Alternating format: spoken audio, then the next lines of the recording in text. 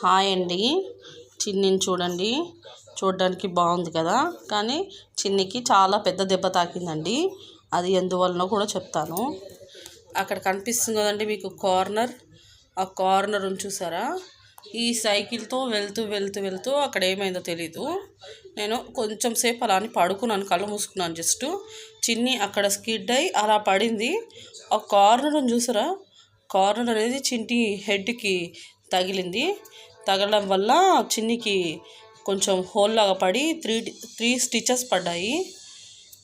కొంచెం చిన్నికి బాగాలేదు చూడండి. అయినా కొంచెం బేబీ యాక్టివ్గా ఉంది, కానీ చాలా రక్తం పోయిందండి, బోలెడంతా.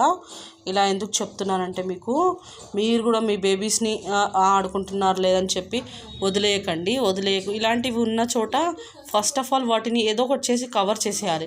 నేనైతే సిమెంట్ తెచ్చి పెట్టి కవర్ చేయాలని చూస్తున్నాను, కానీ ప్రజెంట్ అయితే అవ్వలేదు. కానీ సిమెంట్ తెచ్చి పెట్టేసుకుంటాను, ఎందుకంటే ఈ రూమ్లో నుంచి ఆ రూమ్లోకి వెళ్తున్నప్పుడు కొంచెం అది ఎత్తుగా ఉంది కదా, దానివల్ల డౌన్ అయిపోయి సైకిల్ కింద పడే ఛాన్సెస్ ఉన్నాయి.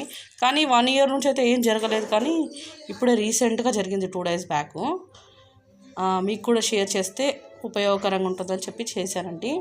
కొంచెం ఇలాంటి ఎడ్జెస్ ఉన్న దగ్గర మనం చాలా జాగ్రత్తగా ఉండాలి.